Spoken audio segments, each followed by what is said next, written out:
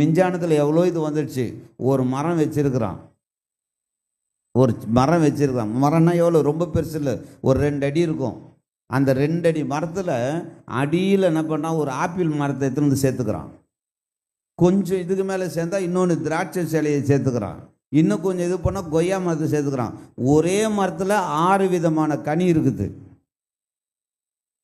ஒரு மரம் தான், அதுலேயே கொய்யாக்க பழம் இருக்குது, அதுலேயே ஆரஞ்சு பழம் இருக்குது, அதுலேயே ஆப்பிள் பழம் இருக்குது, எல்லாமே இருக்குது.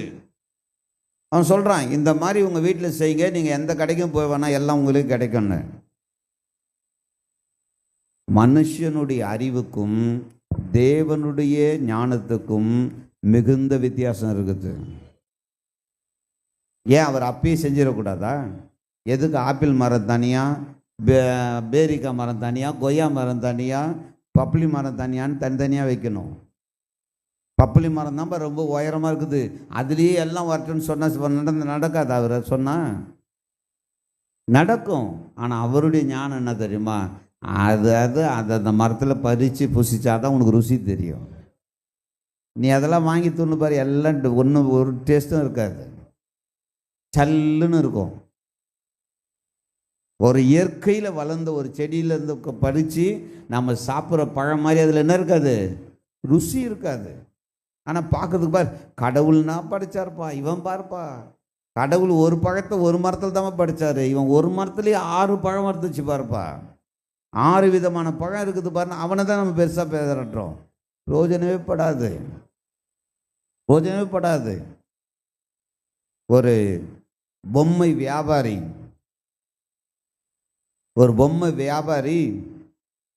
பொம்மை எடுத்து தலையில் ஒரு கூடையில் வச்சுன்னு என்ன பண்ணான், ஊராக போய் பொம்மை விற்றுன்னு வந்தான். அப்படி ஒரு நாள் மத்தியானத்தில் ஊரெல்லாம் சுற்றி விற்கும்போது ஆரம்பிச்சு, ரொம்ப வெயில் இருக்குது. அந்த வெயிலில் அவன் தாங்க முடியாமல் என்ன பண்ணான், அங்கே இருக்கிற ஆலமரத்துக்கிட்ட போய் உட்காந்து அப்படியே பார்த்துன்னு இருந்தான். சரி, ரொம்ப டயர்டாக இருக்குது, கொஞ்சம் அப்படி என்ன பண்ணலாம், கண்ணை மூடி படுக்கலாம் அப்படின்னு சொல்லி தலை சாய்ச்சான். தூங்கணும்னு தூங்கலை, கண்ணை மூடி என்ன பண்ணான், ஸ்டவ்வில் வச்சு தலை சாய்ச்சான். அப்படி தலை சாய்ச்சின்னு இருக்கிறவன் மேலே பார்க்குறான், அந்த ஆலமரத்தில் ஆலங்காய் இருக்குது. ஆலமரத்தில் என்ன இருக்குது, ஆலங்காய் இருக்குது, நிறைய ஆலங்காய்ங்க இருக்குது. அப்படியே பார்க்குறான், என்னடா இது, இவ்வளோ பெரிய மரத்தில் எம்தோண்டு காய் இருக்குது, இம்மத்தோண்டு இருக்குது.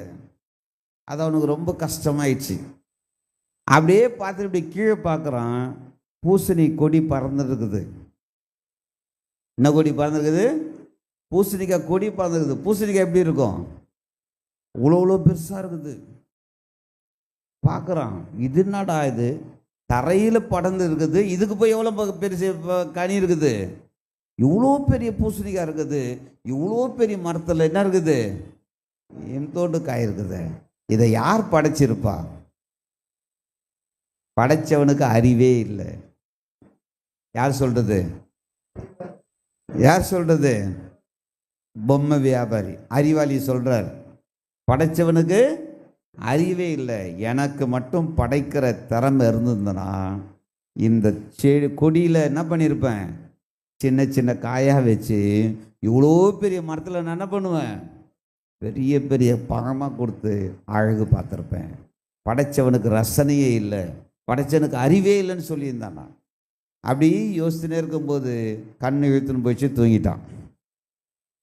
கண்ணு இழுத்துன்னு போய் நல்ல தூக்கம் வந்துச்சு, ஆழ்ந்த தூக்கத்துக்கு போயிட்டான். இப்போது காற்றடிக்குது, என்ன பண்ணுது, காற்றடிக்குது. அந்த ஆலமரத்துலேருந்து ஒரு காய் உடஞ்சி நேராக வந்து அவன் மூக்கு மேலே விழுது. எங்கே வந்து விழுந்தது? அது விழுந்த உடனே சுரில்னு ஒரு வலி வந்து என்ன பண்ணான், தூக்கம் தெளிஞ்சு எழுந்து பார்த்துட்டான். என்னடா நடக்குது அப்படின்னு எழுந்து பார்த்தா மேலேருந்து என்ன பண்ணுச்சு, ஒரு பழம் வந்துச்சு. இப்போ அவன் யோசிச்சானா, இதுவே பூசணிக்காவாக இருந்தா, புரியுதா உங்களுக்கு? இப்போ விழுந்தது என்னது, ஆலங்காய். தம்மத்தோண்டுன்னா அது விழுந்தது, தாங்கிட்டான். இப்போ இவனோட கற்பனைப்படி அங்கே பூசணிக்காய் இருந்திருந்தா கரெக்டாக மேலே விழுந்ததுக்கு என்ன இருக்கும்? தலையே நசுங்கி போயிருக்கும். பூசணிக்காய் நசுங்குதோ இல்லையோ, தலையும் சேர்ந்து நசுங்கியிருக்கும். அப்போ தான் அவன் நினச்சானா, கடவுளே உன் படைப்பை நான் தெரியாமல் குறை சொல்லிட்டேன்.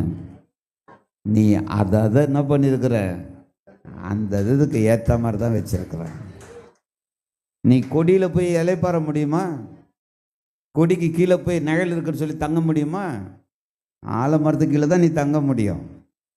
அந்த ஆலமரத்தில் காய் பெருசாக இருந்ததுன்னா உன்னால் என்ன பண்ண முடியாது? முடியாது. தென்னை மரம் எடுத்துங்க, தேங்காய் மரம் உயரத்தில் இருக்குது, கொலையே தாங்குது. எங்கேயாவது தேங்காய் விழுந்து ஒருத்தன் செத்தான ஒரு ஒரு சம்பவத்தை நீங்கள் காட்டுங்க பார்ப்போம். விழவே விழாது. நம்மளா போய் அறுக்கிற வரைக்கும் அது என்ன பண்ணாது? விழாது. சின்ன பிஞ்சில் விழுந்துடும். ஆனால் அது கூட மனுஷனுக்கு தீங்கு விளைவிக்காது. ஏன்னா படைச்சது கடவுளாக இருக்கிறாரு. கடவுள் படைத்த படைப்புகளில் எதுவும் மனுஷனுக்கு தீங்கு விளைவிப்பது கிடையாது.